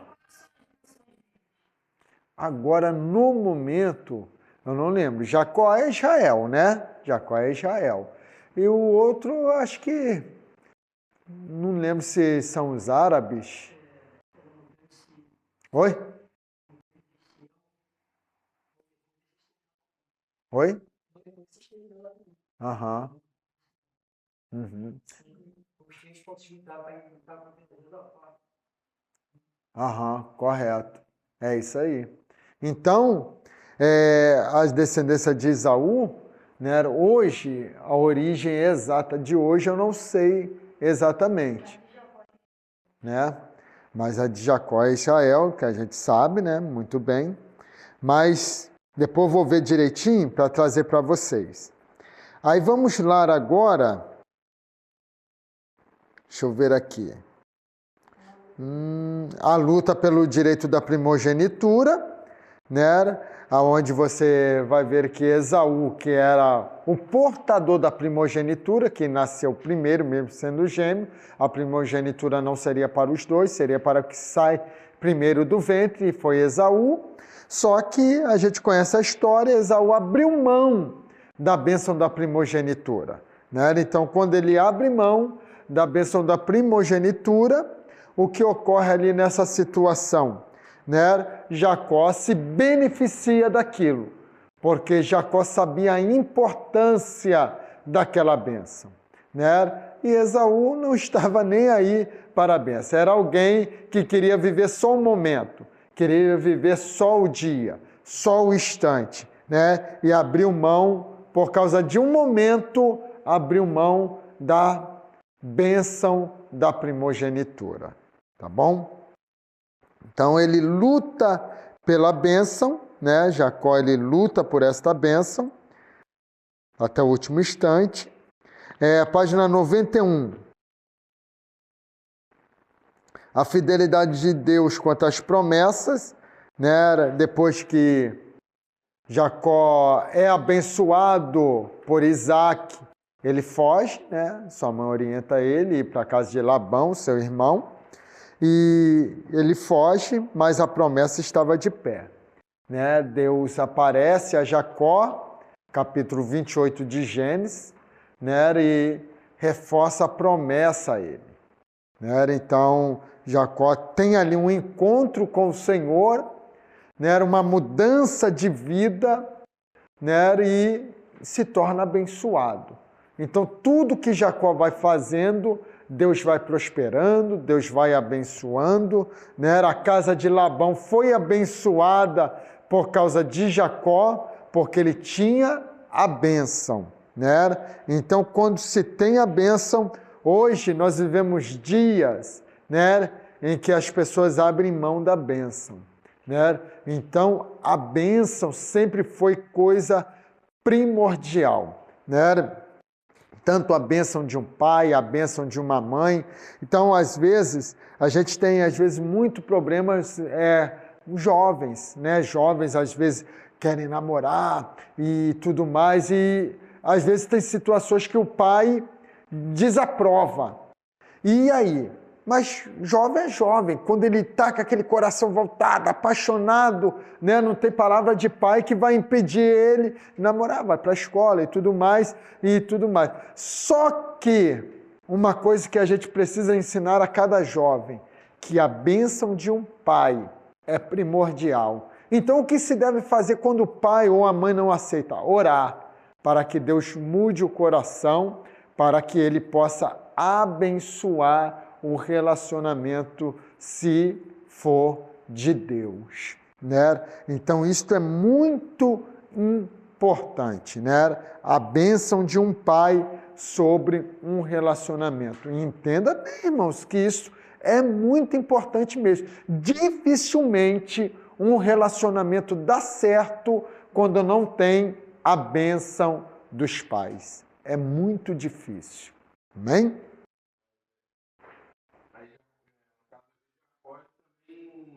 Ele colheu um pouco do que ele plantou, né? Aham. Foi, é isso aí. A semeadura ele colheu lá, né? Então ele enganou o irmão, né? Foi enganado lá, da mesma forma. Oi? Era Tim. Era Tim. Era irmão. Naquela época a maioria era tudo parente. Fosse ali, encontrava um primo, encontrava um tio, é normal. Isso aí, realmente era. Aí, o que ocorre é exatamente isso, tá? A bênção é primordial, tá? E Jacó estava debaixo de uma bênção.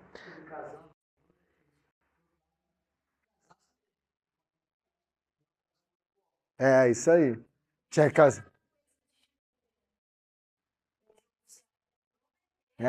Isso aí.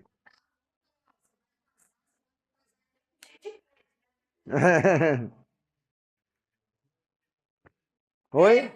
Rafael, nasceu com prima legítima de primeiro grau. Mesmo? Que é tio e sogra.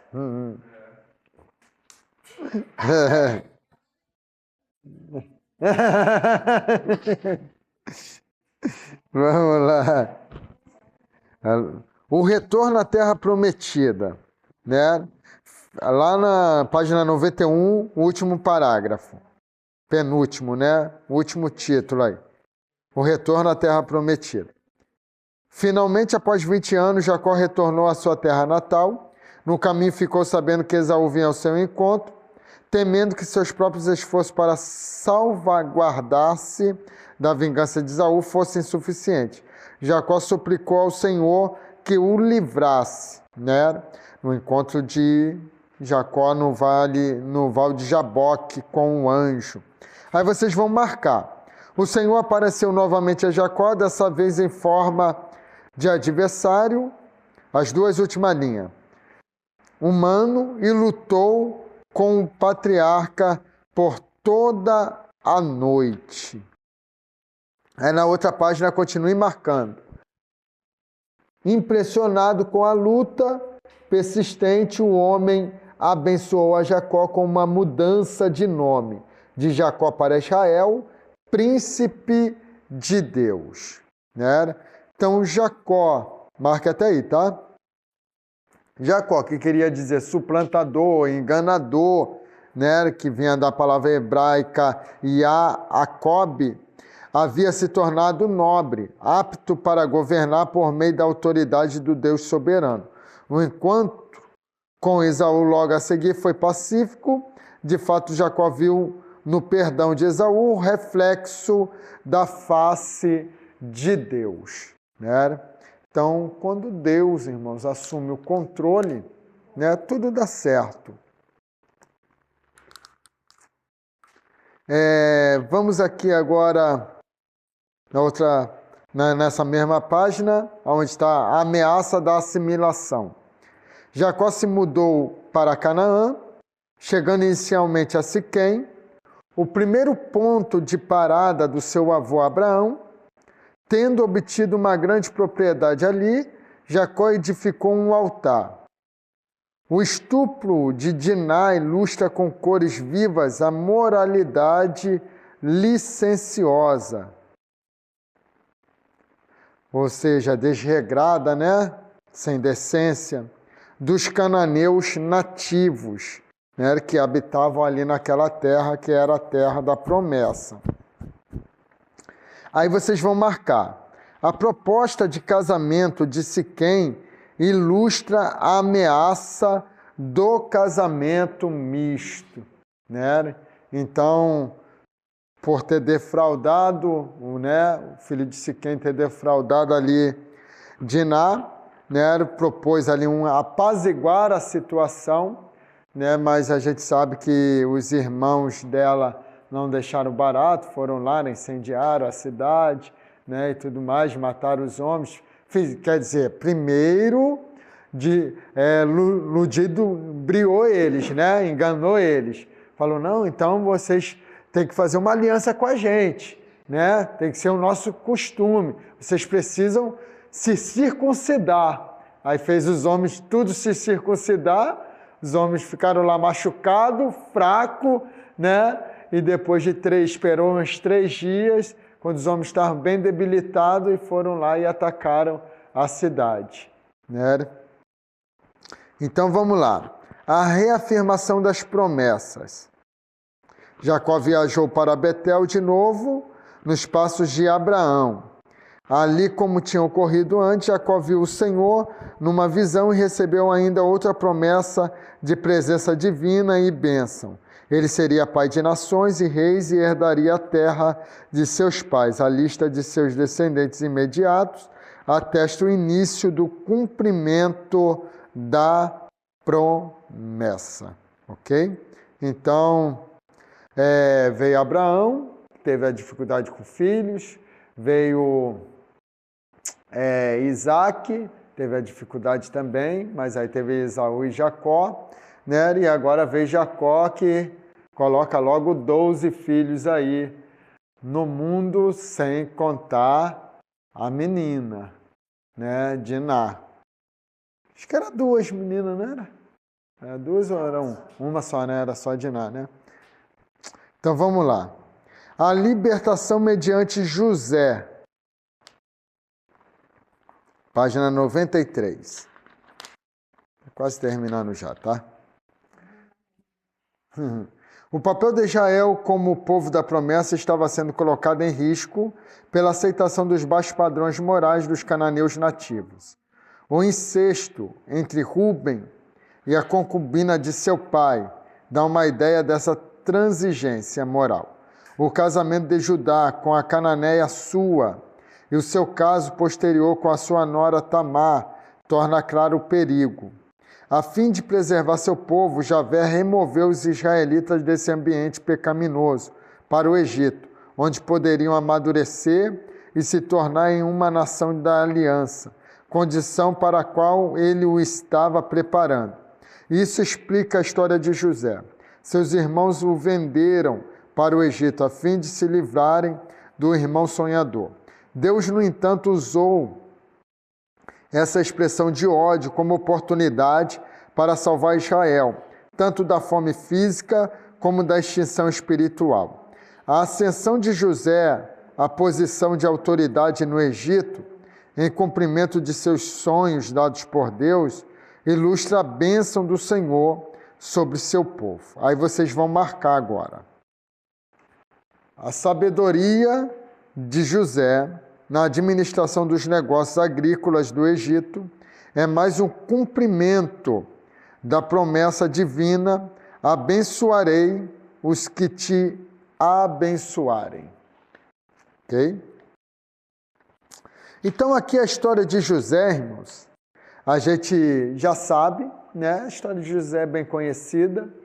Foi traído, vendido pelos seus irmãos, parar no Egito. Então, de Gênesis 37 até o último capítulo da Bíblia, vai trazer a história de José, né? Então, a gente vai ver essa trajetória toda, tudo que ele passou, sofreu, mas Deus tinha um propósito, né? Era o propósito da retirada do povo da terra de Canaã para a preservação do seu povo também. Amém?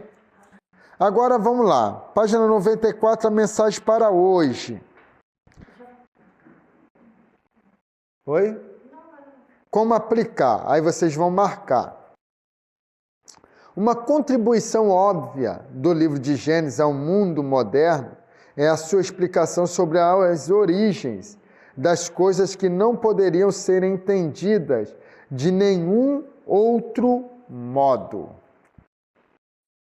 Tá?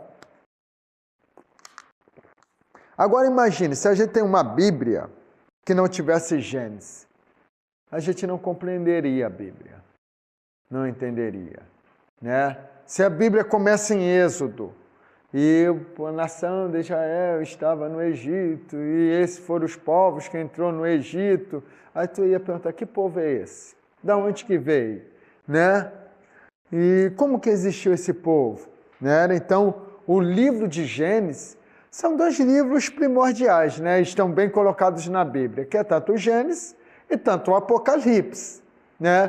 Que a gente sabe a origem de tudo e o desfecho de tudo, né? Como terminará tudo, né? Aí eu brinco às vezes lá em casa e falo com a minha esposa, será que vai ter a parte 2? Depois que terminou tudo, né? Igreja arrebatada, juízo final, né? Todo mundo direcionado para a eternidade, né? Aí eu falo com ela, será que vai ter a parte 2? Outro rebelde. Não, você já existe, já existe. Vai vir onde? Vai falar.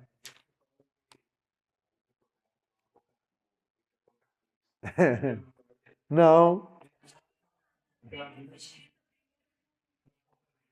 No Apocalipse.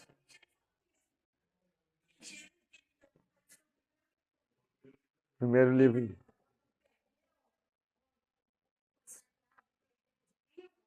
Aí a ordem ficou que Gênesis era o primeiro, mas... Não, por que que não? Porque quem escreveu o Apocalipse foi João. Então, esse foi o último livro a ser escrito. Foi o último...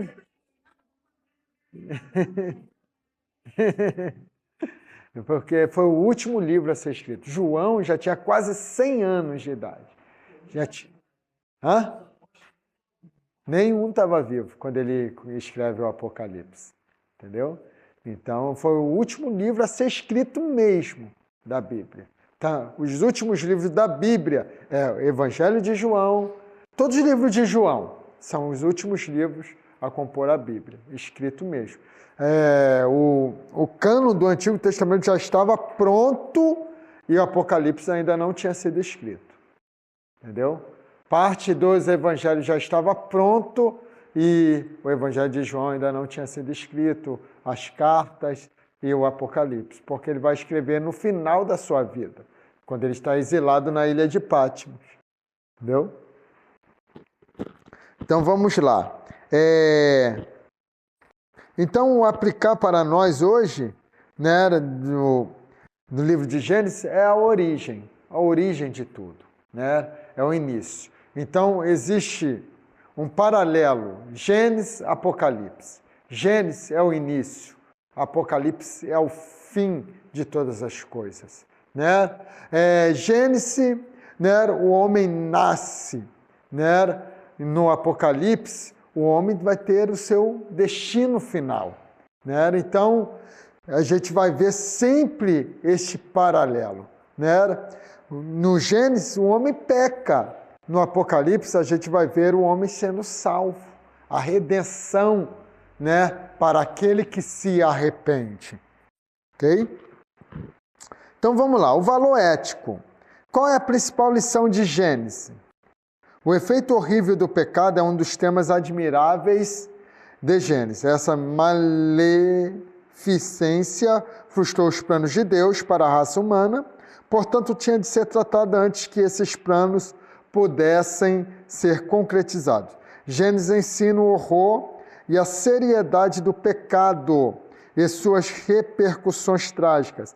Além da história da queda, cada relato em Gênesis mostra às pessoas como viver de modo vitorioso diante de elementos contrários a Deus, que atuam neste mundo decaído, e descreve o que acontece quando fracassamos nisso. Caim, por sua falta de fé, desonrou a Deus e depois matou seu irmão. Lameque, com orgulho jactancioso, revelou os absurdos da concepção humana da vida. A mistura das sociedades, dos filhos de Deus e humana mostra o resultado inevitável da desobediência às regras quanto às posições na vida definida por Deus.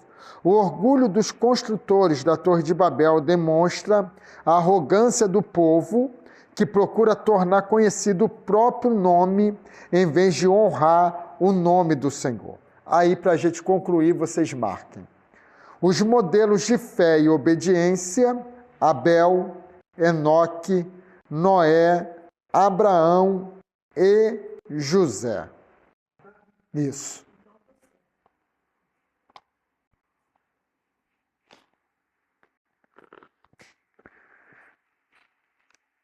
São instrutivos. O compromisso deles com a justiça e com a integridade da vida fala com eloquência do que significa ser um cidadão do reino, trabalhando fielmente para cumprir as elevadas e santas responsabilidades desse chamado, né? Então, irmãos, o livro de Gênesis ele é repleto de ensinamentos, de exemplos, né, de homens de fé, de pessoas, né? Nós temos o exemplo aí de Enoque, que andou com Deus, Deus tomou para si, de Abraão, o pai da fé, de José, né, que manteve a sua integridade, né, espiritual, mesmo nas circunstâncias adversas, né? Jacó, que passou o que passou, mas perseverou, né? E então a gente vai ver aí Abel, né, que ofereceu o sacrifício que agradava a Deus. Então, em tudo isso, a gente vai ver lições maravilhosas no livro do Gênesis, tá bom? Então, a próxima aula é a aula 3, tá? Possivelmente, irmãos, esta aula vai ser online, quarta-feira eu tenho um compromisso, tá? Então, a gente, possivelmente, essa aula 3 a gente vai ter que dar online e a 4 já é a prova, tá? Mas dando a aula 3 eu já deixo tudo corrigido, tá? E se possível for, eu vou mandar até no grupo separadamente a correção do questionário, das questões da prova, porque são muitas questões, né? Então vou mandar ali o gabarito para vocês, não para vocês colar não, mas o gabarito para vocês corrigir direitinho, tá bom? Então vamos aí se colocar de pé, vamos agradecer. E não corrigir o questionário? Corrigir o questionário, perdão. Vamos lá. Quanto a Abraão, é certo dizer que, diaconisa Renata?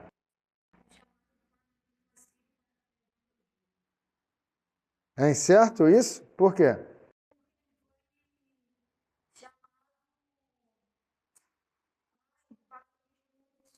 Aí, isso aí. 10. Cumprir um papel passivo do elo, de modo bem diferente dos demais patriarcas, os quais tiveram um papel ativo na realização das promessas de Deus, diácono Rafael. Isaac, isso aí. 11. É da prova 11. A mudança de nome de Jacó para Israel, príncipe de Deus, ocorreu, evangelista Joelson. Isso, letra B, correto. É da prova, isso aí. 12. A proposta de casamento de Siquém ilustra... Responde aí, diaconisa Renata. Isso aí, correto. C. 13. Não agiu como modelo de fé e obediência, diácono Rafael.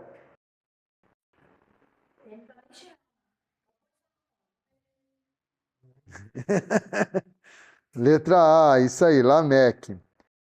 14. Por meio de Ismael, Deus honrou sua promessa de que só os hebreus chamariam Abraão de pai, evangelista Joel. Certo ou errado? Errado, porque seria todas as nações. 15.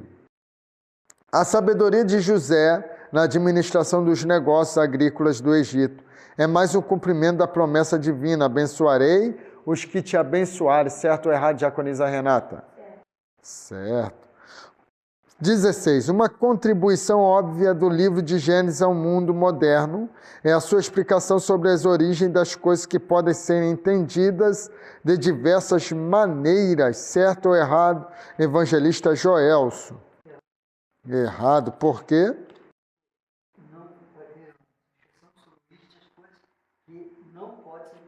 Isso aí. Que não pode. É errado, porque não pode. Entra um não aí. Não é que podem, é que não podem. Moderna e sua explicação sobre as origens das coisas, que aí você bota um não entre esse que aí. Entre o que e o podem entra um não.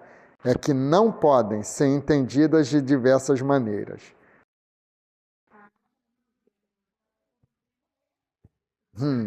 É uma pegadinha, uma palavrinha só. Passou desapercebido. Aí é só um. Oi? A quarta lição é a prova. Oi? A prova tá lá no final, 3 folhinhas só. Oi? 4 questionários, vai ser online. Deixa eu fazer uma live para chamar vocês na live.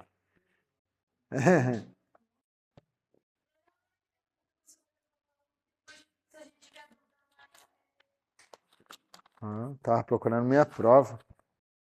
Então vamos lá, se colocar de pé, vamos agradecer ao Senhor por esta aula. Pedir aí o diácono Rafael para fazer essa oração. O evangelista Joelson vai estar impetrando a bênção apostólica.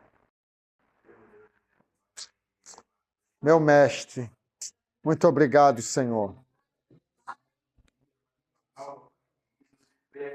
Senhor, a ampliar, Senhor, o nosso intelecto, ó Pai amado, para que venhamos aprender de Ti, Senhor, aprender a Tua palavra, ó Pai querido. Venha abençoar cada um que aqui está, aqueles que, Senhor, que não puderam estar, aqueles que estão assistindo, Senhor, que não assistir, Senhor, vai abençoando, ó Pai querido, abrindo, Senhor, o intelecto, ó Pai querido, dando, Senhor, no Espírito. Deus, muito obrigado, Senhor.